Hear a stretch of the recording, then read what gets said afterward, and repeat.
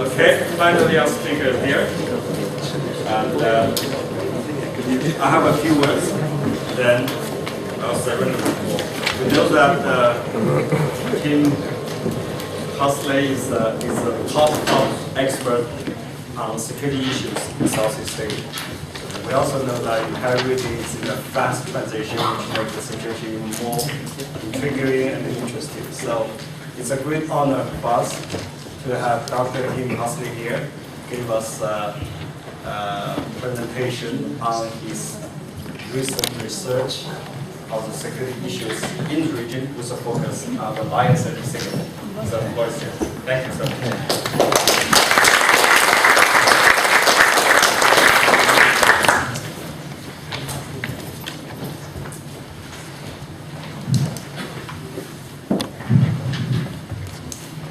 Really sorry to keep you waiting. Thank you very much, Professor Huang, for your very kind introduction. Well, good afternoon, Your Excellencies, ladies and gentlemen. I must thank the Kuan School for so kindly inviting me to speak here on a subject which is close to my heart and which I think has been and still is crucial for Singapore's development and will be crucial for Singapore's development in the future. Just over a decade ago, my book, Defending the Lion City, the Armed Forces of Singapore, was published. That volume resulted from many years of research dating back to the 1980s when I first travelled through Southeast Asia as a postgraduate student. In fact, I remember in 1981, more than 31 years ago, when I first came to this campus to interview members of staff in the university here.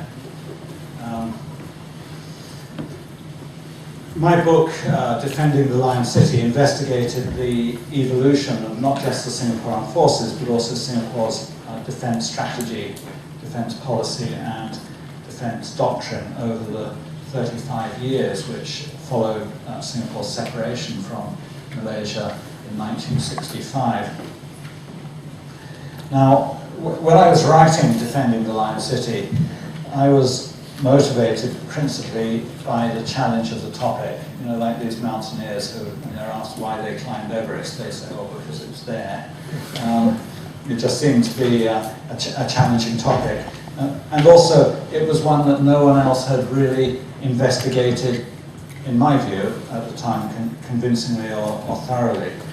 And I've been lucky enough to live in Singapore for several years during the late 1980s, and when talking to Singapore friends and acquaintances over a lot of beers late in the evening at the old Civil Service Club, as it then was, it's now Sami's Curry Restaurant in Dempsey Road, elsewhere around Singapore with local friends, talking about Singapore's defence outlook and armed forces had come up many, many times. And those informal discussions provided some useful insights. But the great bulk of my research involved, unfortunately, not sitting around drinking beer late at night with Singapore friends, but the seemingly endless process of reading every conceivable, potentially promising source that might mention the Singapore Armed Forces.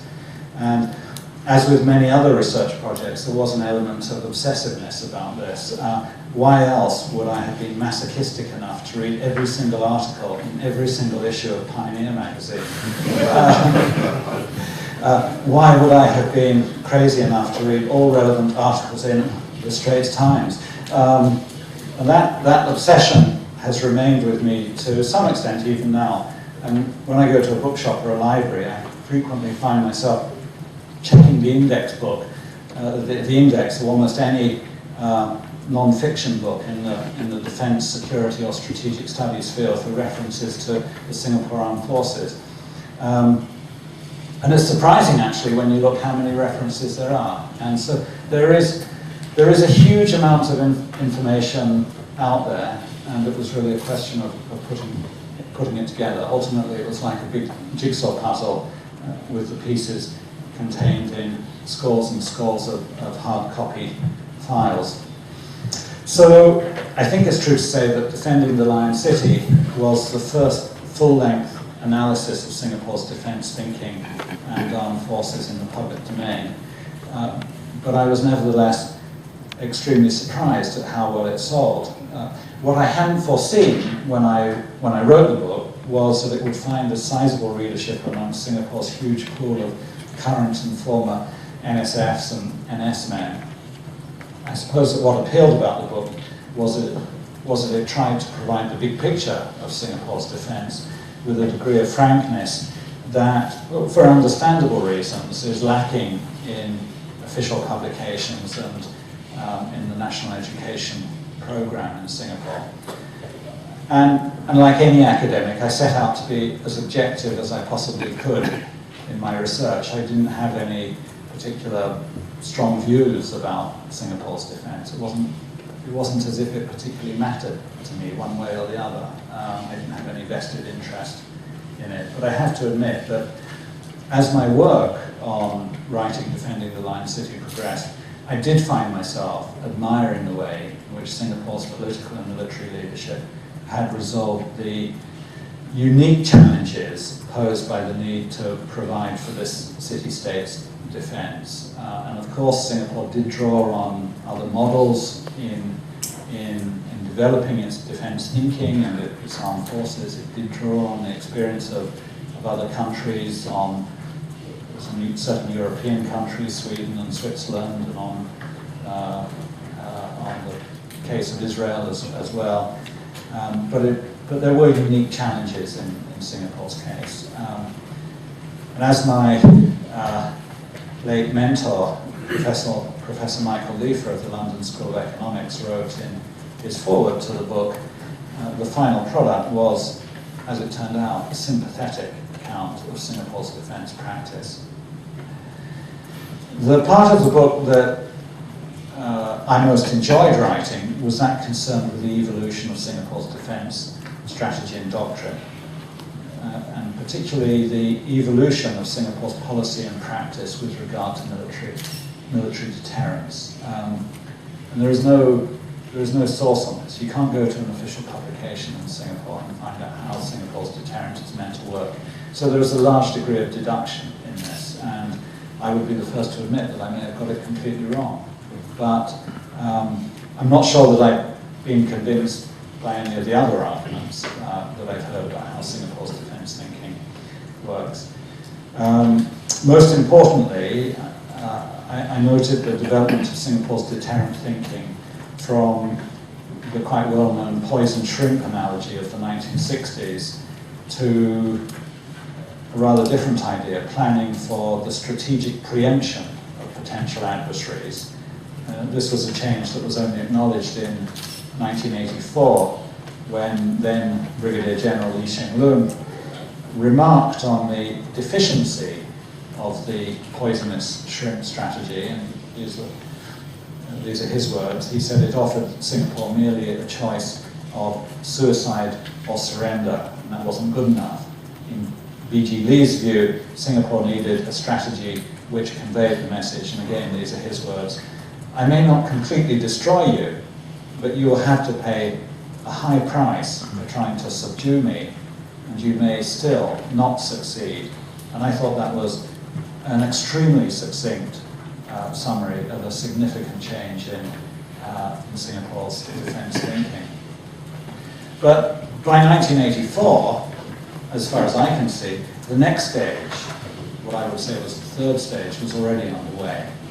Developments during the 1980s, including the hardening of air bases, in other words, the protection of aircraft and other assets at air bases against an enemy strike, the construction of a major underground ammunition depot, exercises involved in the use of expressways as auxiliary runways, exercises under simulated biological and chemical warfare conditions, and a major civil defense initiative taking in the civilian population and infrastructure, all indicated that Singapore was aiming, in my interpretation, to become sufficiently resilient to absorb a first strike from an aggressor. And as I pointed out in the book, by thus reducing the compulsion for Singapore to strike first, these developments significantly widened Singapore's options in the event of a crisis. In other words, removing that compulsion to strike first could be beneficial in two ways. Firstly, by allowing a margin of error in assessing an adversary's intentions. In other words, if the adversary was to strike Singapore first, this need not imply total disaster for Singapore.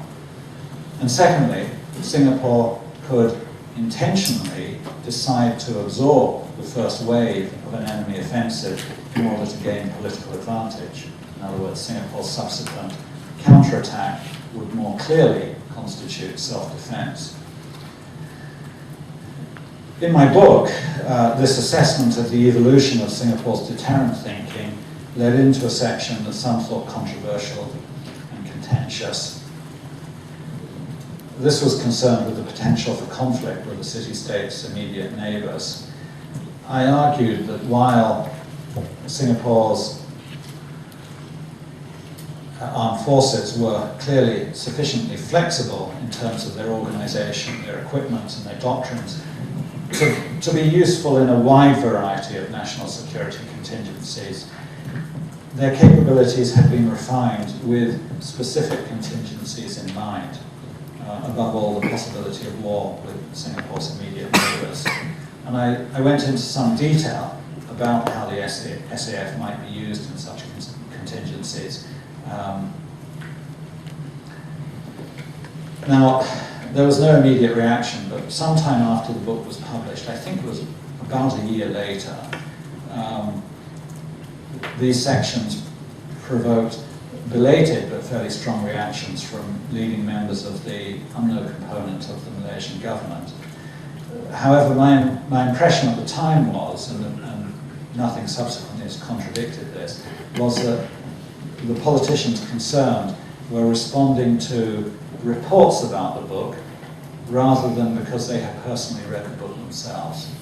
And of the several UMNO leaders who did make comments, I remember those of the then Prime Minister Mahathir Mohamad as actually being the most restrained and sensible and logical. Some of the others were not.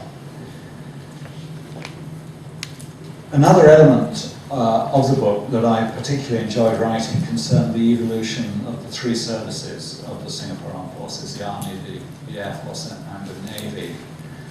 And for the Army, this involved detailed and painstaking work to develop a more accurate picture of the order of battle. In other words, a picture of the Army's various constituent formations, the units and their equipment. And in that endeavour, I was helped by my earlier work with a Singapore journalist with whom I'd co-written an article on Singapore's Army for Jane's Intelligence Review when he was a postgraduate at the University of Hull, where I was then working. But overall, I think it's fair to say that ultimately I came to some highly positive conclusions about Singapore's defence policy and armed forces. I highlighted the way that Singapore's economic success had provided increasingly substantial resources for the defence sector. I talked about the impressive efficiency that characterises MINDEF and the Singapore Armed Forces.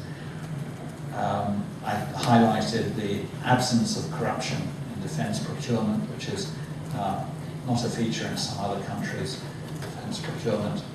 I talked about the SAF's technological advantages deriving from a strong local defence industrial sector and R&D establishment, the SAF's highly educated personnel, the strength that the SAF derives from its international links, the patriotism and willingness to defend Singapore on the part of most Singaporeans, and the way that the integration of former SAF officers into the wider establishment as you might call it, of Singapore, seemed likely to ensure that the Singapore state would continue to assign a high priority to defence over the long term. However, I also pointed out in my conclusions to the book that modern Singapore's inherent characteristics also imposed some serious constraints on the SAF.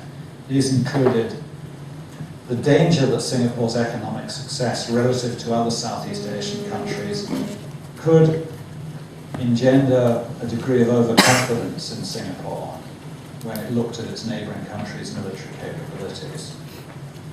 This was a mistake that the British made in the 1930s and early 1940s in looking at Japan, with devastating consequences for Singapore at the time.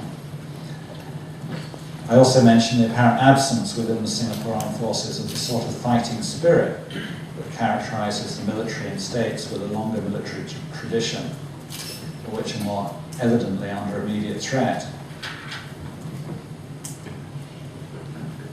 I questioned the long-term motivation of NS men after their first few years of in-camp training.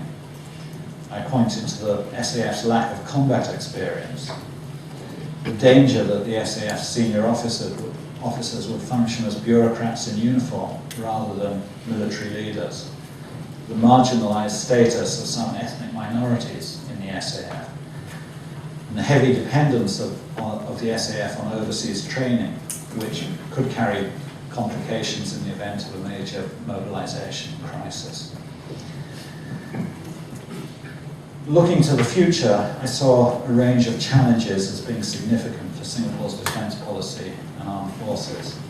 I pointed to a regional security environment that had deteriorated since the late 1990s, in my view because of the Asian financial crisis and the political instability of Singapore's neighbours. I also highlighted the need for the SAF to maintain its technological edge over potential regional adversaries.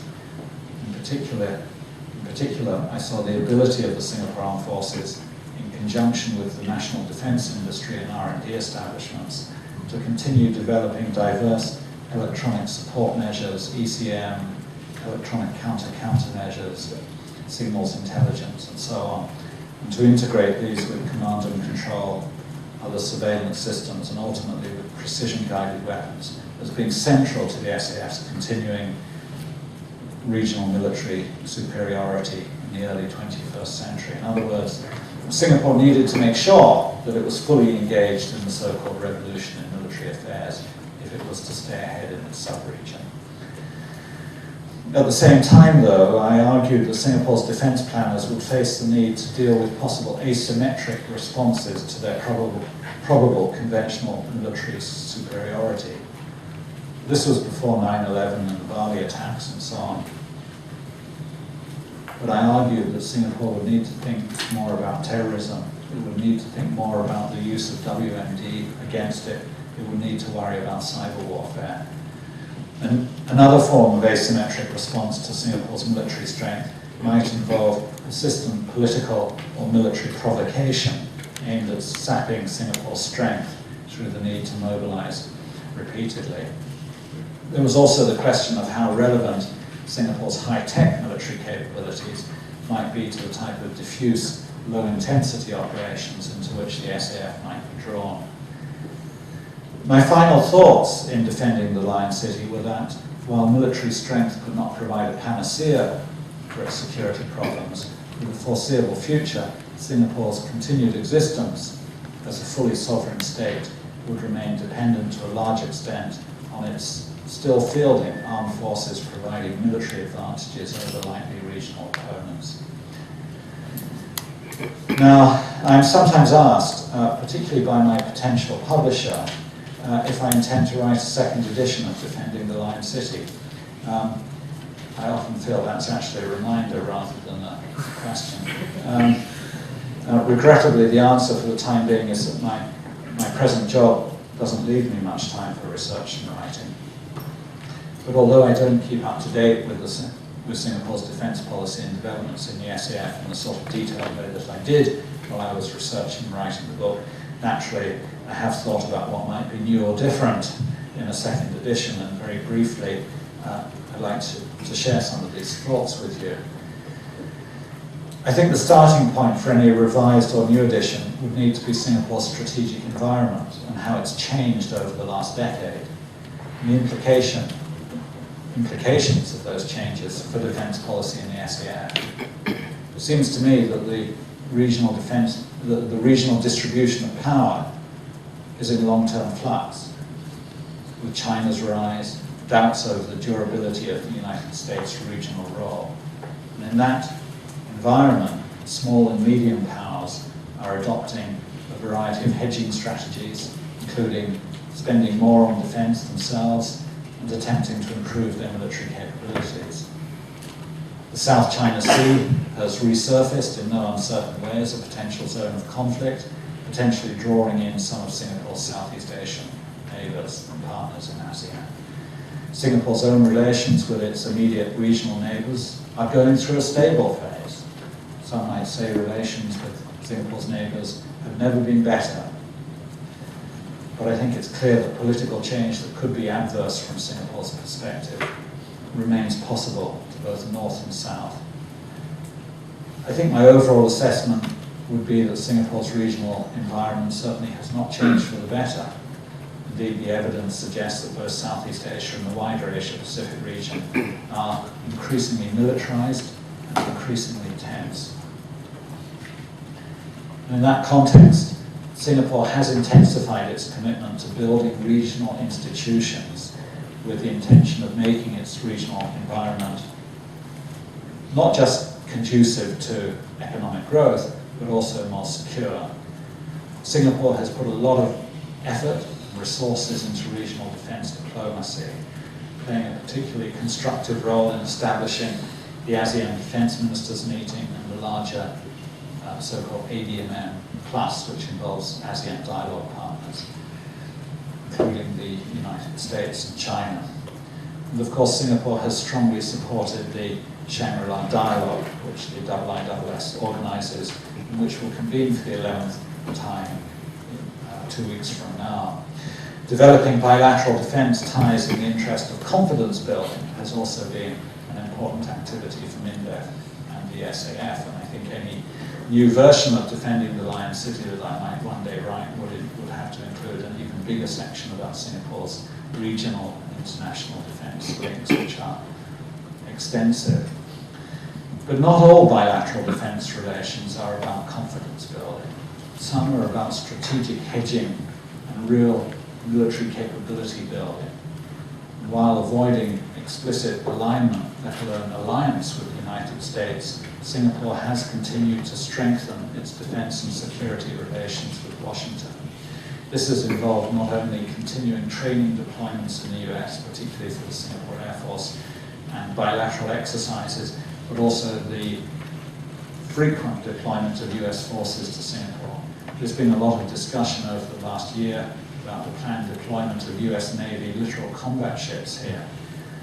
And of course the SAF has deployed token contingents in support of US-led coalition military operations in Iraq and Afghanistan on a low-key basis. Against this backdrop of living in a potentially dangerous region, where the regional security architecture and hedging strategies are inadequate in themselves to provide security, Singapore has unsurprisingly continued to invest considerably in its own armed forces. Indeed, over the last decade, Singapore has continued to grow richer, and this has provided the government with substantially increased resources for military spending, allowing the SAF to continue improving its capabilities faster than other Southeast Asian states.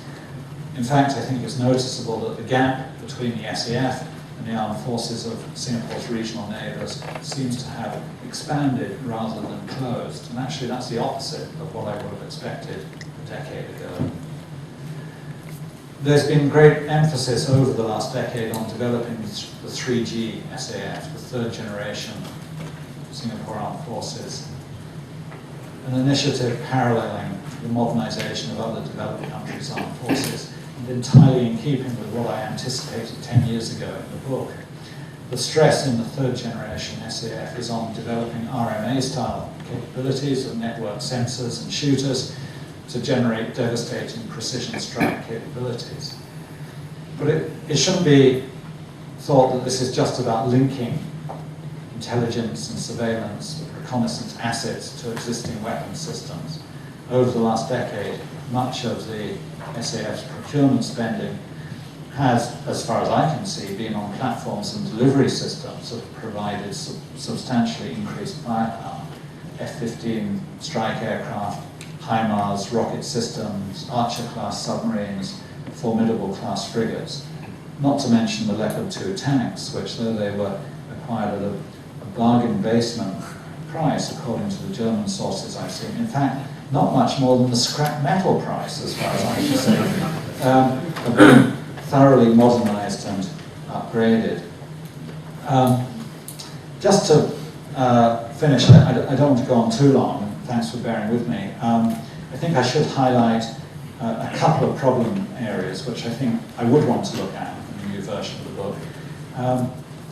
The first is the danger that the resources and capabilities of the SAF could so far outstrip those of other Southeast Asian states that they could prove counterproductive in the sense of provoking even faster modernization and increased defense spending by other countries in the region. I'm pretty sure that I don't see any sign of that at the moment, but I think it's something that Singapore's defense planners almost certainly bear in mind. But it's very finely judged. How do you provide enough defense without providing too much so that it becomes counterproductive? Because of course the instinct of military leaders is always to over-insure, because ultimately the responsibility lies on them for the lives of their servicemen and of Singaporeans. So they will want to over-insure. And that puts a burden on politicians to try to strike the balance. And secondly, there's the question of social change in Singapore and how this is affecting the SAF, particularly in terms of the conscripts and reservists who continue to provide the bulk of military manpower. This is an extraordinarily charged issue, and I am amazed by the extent to which it has become controversial and charged over the last few years. This is something that I really would not have anticipated. I think the matter can be boiled down to this question. How can the Singapore state maintain societal support for national service in the context that very few other countries now maintain a national service system? And that's a big change from a decade ago. Many countries have done away with national service, countries in Asia as well as in Europe. But at the same time, there is this rising resentment over the presence of a large population of foreigners who benefit from Singapore's security and prosperity without needing to perform NS. That's a really big question, because there is a risk that NS could become increasingly resented and unpopular. The whole system could be felt to be unfair. My own view is that a fundamental review might be necessary in order to re-establish and rebrand national service. Some might argue in the course of that review that NS could and should become more inclusive, that there could be more lateral thinking about how NS works. There could be a voluntary form of NS as well as a compulsory form. A voluntary form applying to females and applying to foreigners, so that they can also contribute to the defence and security of the society from which they benefit. Well, I hope one day to have the opportunity to explore these questions in more detail, perhaps in a new edition of Defending the Lion City. For now, I'd be pleased to answer your questions or enter into a discussion about the matters I've touched on in the book or in my brief talk this afternoon. Thank you very much.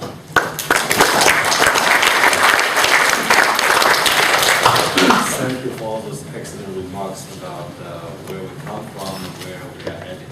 And now the floor is open, and please be brief and please identify yourself for your question. Any questions? Yeah. Yeah, Amy Huang from LKY School. You mentioned the deployment of the SAF for missions in Afghanistan, Yes. I think also Gulf. Yes. So to what extent do you see that as a shift in the strategic thinking or strategic focus of the SAF, and to what extent is it perhaps adopting more of an expeditionary approach in thinking about deployments of SAF forces? Well, there are two separate but related aspects of this question of deployments. I think it's well known that since the 1980s, the SAF has been developing a rapid deployment capability,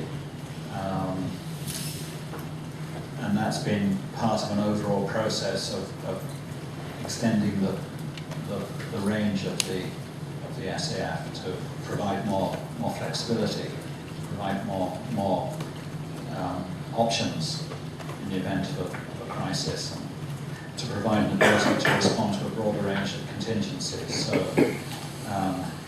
So that the Navy has developed an amphibious contingent, the Army has developed 21 Division, the air transport tactical mobility capacity has been expanded. Then there's the other question of Singapore deployments in support of UN observer missions and in support of coalition operations on a small scale, and even in peacekeeping operations on a limited scale in East Timor. Well, I think the two are really quite separate, because the sort of capacities that Singapore has deployed internationally on operations have been very small and have mainly been at a token level, though not entirely. It's very difficult for Singapore to contribute to peacekeeping operations in peacetime because the army is based on conscripts and reservists. It doesn't have units which are large enough to. It can't, for example, deploy a battalion to the Lebanon like the Malaysian army can. Malaysia has a professional army, so it can deploy whole units, and Singapore can't do that. It can only really deploy subunits.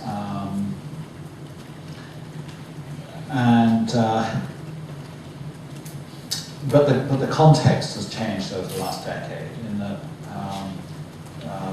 Singapore's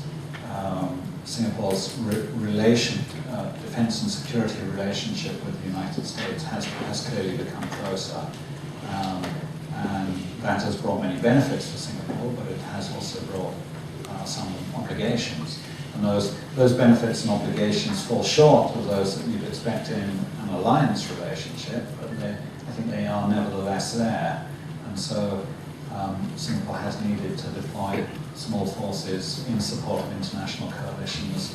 It's needed to show that it's a member in good standing of a responsible international community led by the United States in relation to Iraq and Afghanistan. But that's not really linked to the sort of power projection and rapid deployment forces that Singapore has also been developing. I mean, there may be, in terms of the organisation and leadership and personnel, there may well be some overlap. And in some cases, some of the SAF's deployments may then feed back into the development of rapid deployment capabilities. For example, the relief operation in relation to the tsunami relief operation following the disaster in Aceh in 2004, no doubt provided a degree of operational realism for some SAF units that could be useful in the absence of real operational experience. And similarly, the deployment of naval units on counter-piracy operations in the Western Indian Ocean provided a degree of realism for long-range deployments that would otherwise be lacking. So the two are separate but linked to some degree. Okay, my name is Tang Lee. I'm a Singaporean. I've served and completed my national service in a combat unit. I read your book quite thoroughly. Just as a curiosity, when you wrote that book in the pre-9/11 era, Yes. now we are in the post-9/11 era. Do you see the situation where more of today's likely adversaries are likely to be non-state actors like the Jamia Islam, the Abu Sayyaf in the Philippines, where the need for conventional forces with heavy firepower is lessening, and we actually need more specialized, underground type of military forces to take on non-state actors? Not to a degree, but I wouldn't go overboard. I think my view is still the same that I had when I was when I finished writing the book 10 years ago. And that was before all the last decades furore about terrorism and counter-terrorism. It seemed clear to me that given the region in which Singapore operates, and given the increasing conventional military capabilities available to Singapore, that it might face asymmetric, that the SAF might face asymmetric threats. I didn't particularly imagine asymmetric threats inside Singapore itself, but more in the region where the SAF might deploy.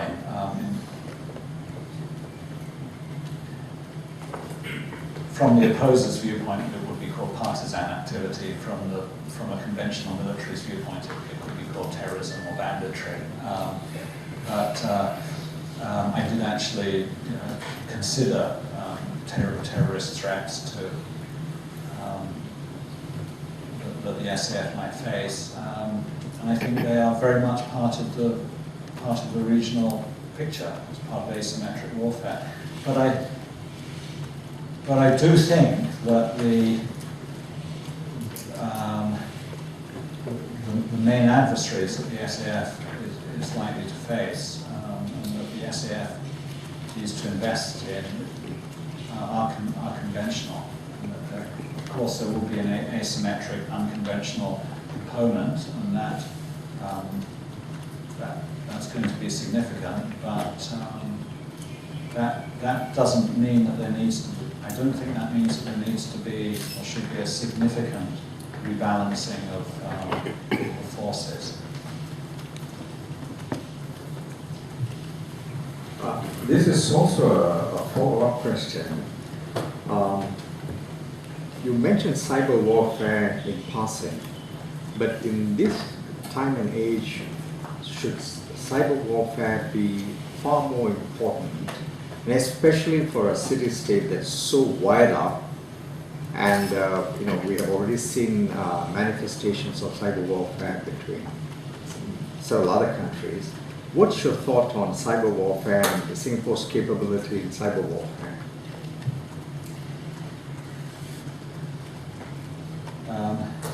Well, to answer very frankly, I know nothing about cyber warfare.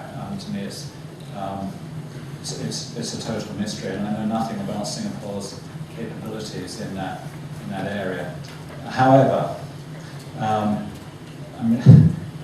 one thing does strike me, that given Singapore's technological sophistication, it is probably a long way ahead of other states in this region, in this sub-region, Southeast Asia. And I have no doubt that this will have been a focus of Singapore's defence thinking in terms of, initially in terms of protecting MINDEF and SAF operations from outsiders' interference. And I would not be surprised if Singapore's thinking about cyber warfare has gone beyond the defensive sphere. It would be irresponsible if it had not. And I think it's well known that most developed countries have offensive as well as defensive cyber capabilities. And I would, this is pure supposition, but I would suppose that Singapore is quite advanced in that sphere.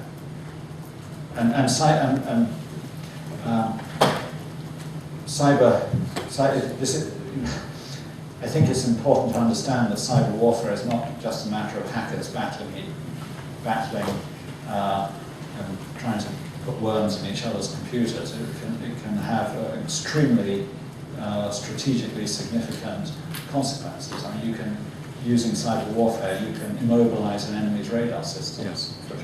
You can take down an enemy's air defense system easily if your offensive cyber capability is good. So it is a war-winning capability.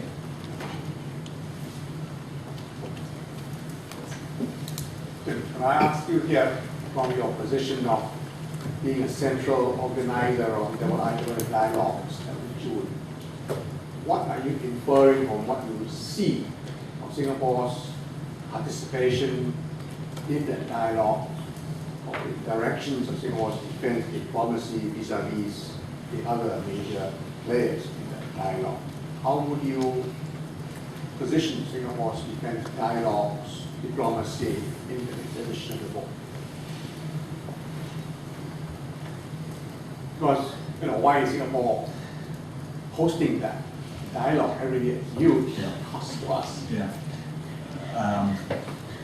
Singapore, I suppose the starting point for an answer to that question has to be that Singapore has remarkably good relations with a remarkably wide range of states. There are very few states that can boast that they have friendly relations with both Communist China and with the Republic of China, with both North Korea and South Korea, and so on. I cannot think of a country with which Singapore does not have equitable relations at present.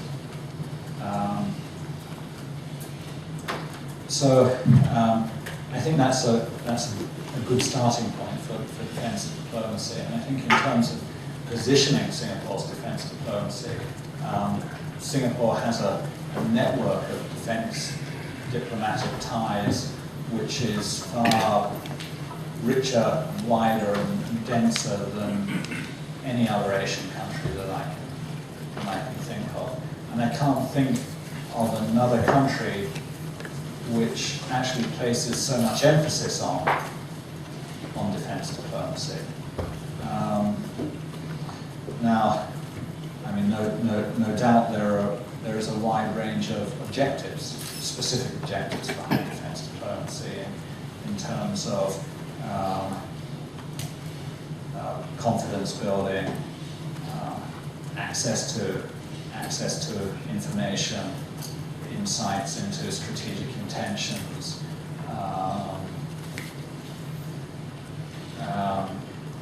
defense industrial opportunities, and so on. But certainly the fact that Singapore itself is acutely interested in defense diplomacy, and the fact that Singapore is a state which has such a wide array of positive relations with so many states was an extremely important reason explaining why the Shangri-La dialogue is in Singapore rather than somewhere else in the region.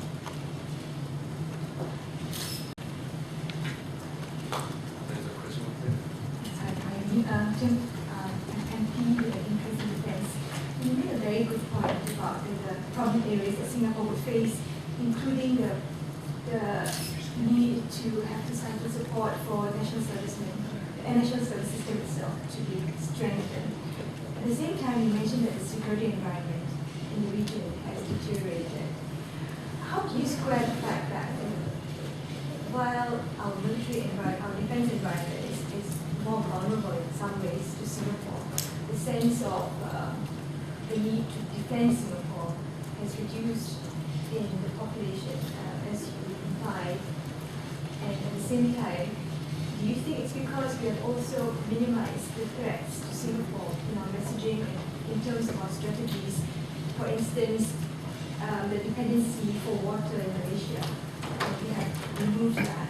So the sense of threat, perhaps, may also have fallen as a result. Do you think that might be one of the reasons why you seem to imply that there's a need to look into rebranding NS? It's a very difficult issue because there is no immediate threat to Singapore, and it is very, I think it is very hard.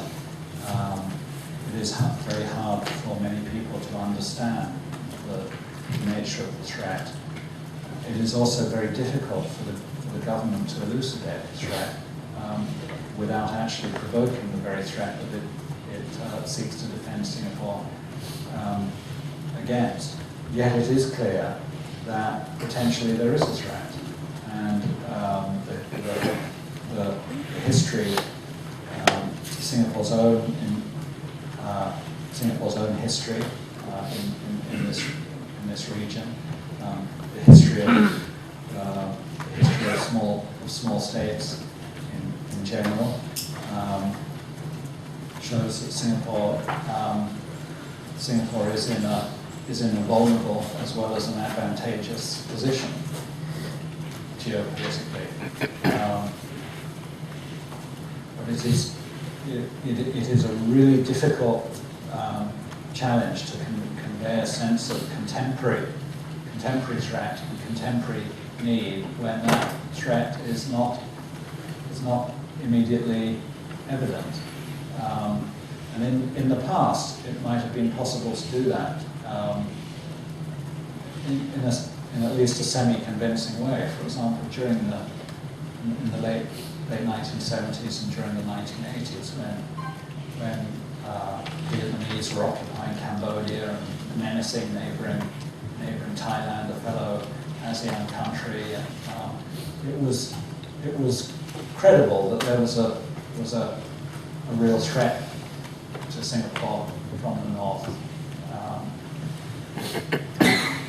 In more recent years, that's evaporated, and all of Southeast Asia is now part of ASEAN. ASEAN is pursuing not just an economic community, but also a political security community. Well, China is clearly not a threat to Singapore. There are no other major powers which seem likely to be threats. So I think it is understandable that some people question that. And of course, the real threat is not actual, but it is potential, and it cannot be named, because if it's named, that could precipitate a crisis. And so I'm not really sure how that can be resolved, but it's extraordinarily difficult, and it is a unique situation. I cannot, in some ways, Singapore's geopolitical predicament is comparable to Israel's. That's well known, but it's not really, because in Israel there is a sense of really being hemmed in, really facing immediate threats, of really living on the edge. That's not the case. That's not the case in Singapore at all. So it is a really difficult problem.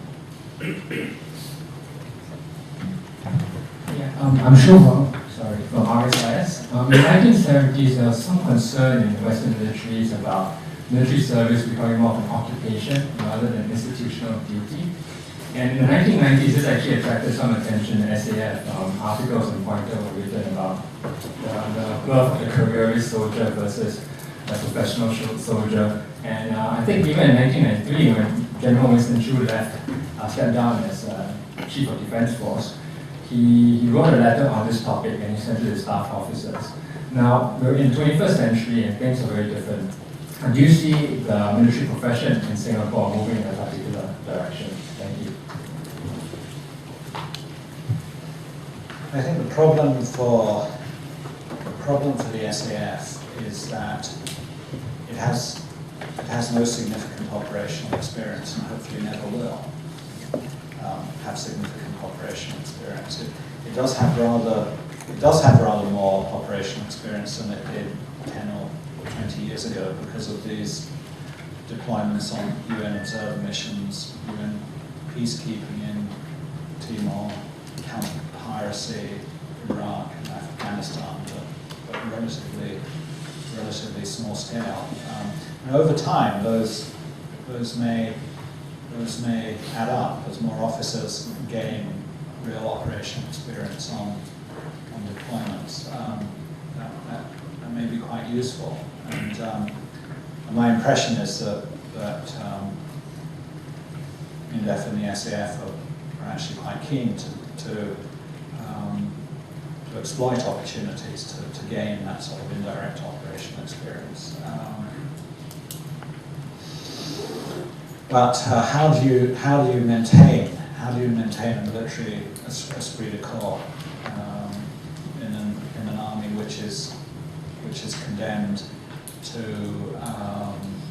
a peacetime existence, hopefully indefinitely forever? That's difficult, but it may not be insurmountable. An obvious examples would be some of the European neutral countries, which certainly have armies with strong military traditions, which have not been involved in wars for an extremely long time, for a century or more. The examples of Sweden and Switzerland, and no one, I think, would doubt and in a way they're comparable to Singapore because the bulk of the manpower is reservist and conscript, but they have a professional corps. But they also have a esprit de corps among their reservist officers. And in the Swiss case, that's a very important part of Swiss society, the links among former reservist officers. Well, I think to some extent something similar has emerged in Singapore. Singapore has only been in this game for 45 years, so it may take even longer to develop. But there's also difficulty in that Singapore is a very small place, and that the military is extremely integrated into civilian society. In some ways, that's a very good thing because it ensures against some of the malpractices and nefarious doings that you come when the military is too isolated in garrisons and sees itself as above and separate and better than civilian society in terms of its mores. That's certainly not the case in Singapore. But it is difficult to maintain military professionalism when you are not actually having to fight wars or likely to fight wars. And again, it's probably an insoluble problem, but one that certainly the military and defence leadership is aware of. But I don't think there's an easy solution to it.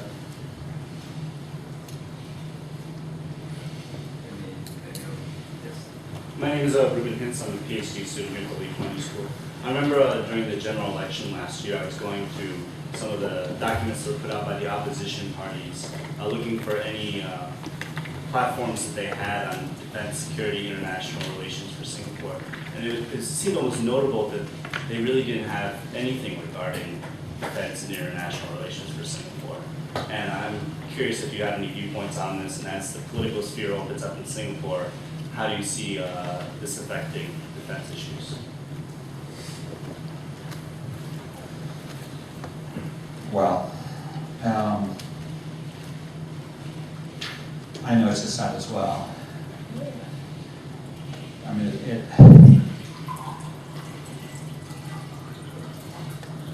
there are two reasons.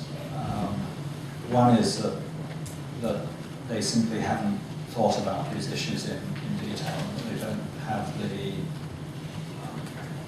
equipment in terms of interest or background to deal with defence, security, and international issues, and that may well be part of it, in that they are very focused on domestic bread and butter issues, and that they don't have a sufficient critical mass to start dealing with bigger issues of national policy. And that's a big part of it. And another reason may be that actually it's a dangerous area to go into, because what can you say? Singapore should spend less on defence, and then the opposition is not willing to defend Singapore. Wants to weaken Singapore's defences. Wants to do away with national service. Wants to do away with national service and effectively do away with the bulk of Singapore's defence. So it's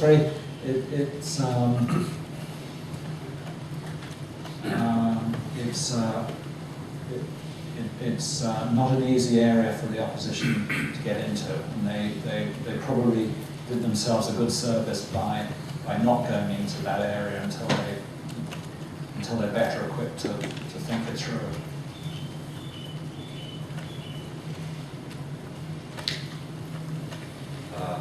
Any other questions? Can I go for a second?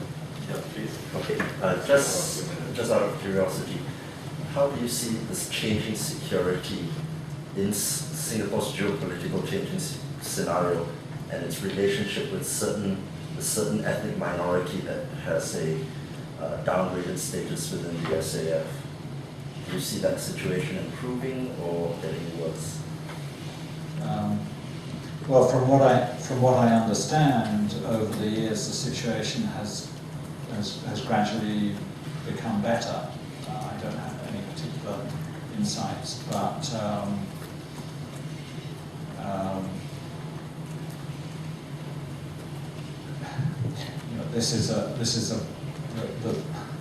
you've highlighted the problem. I am not in a position to say whether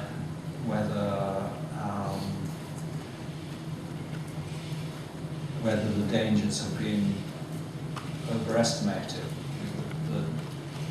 The dangers of abandoning the existing posture. But I think over time it's a problem that is ameliorated. But it's still there. I understand.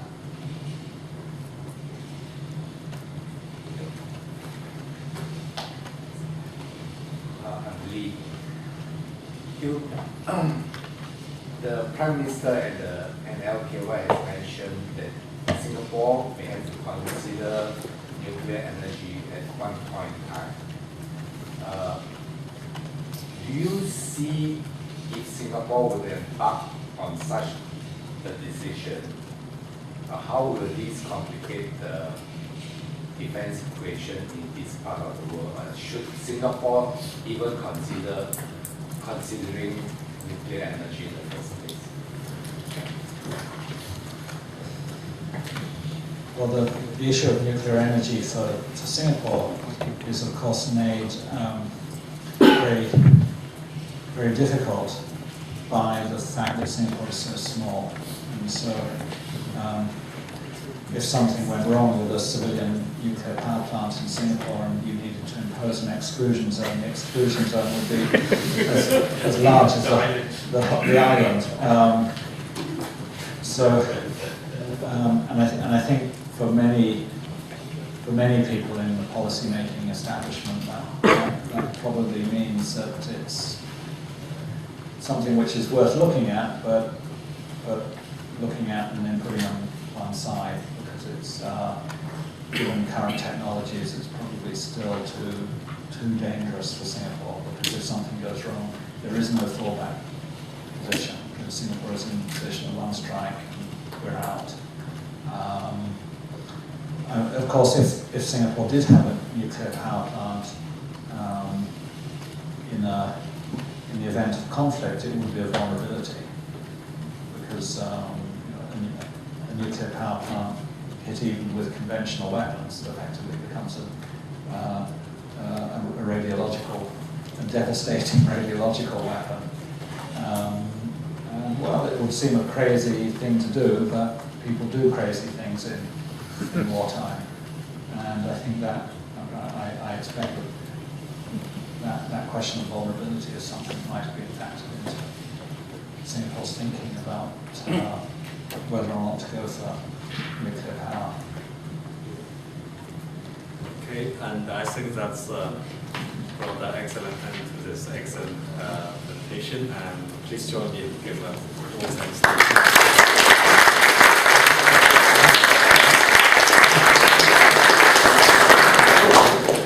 Okay, a final announcement. This talk is actually organized and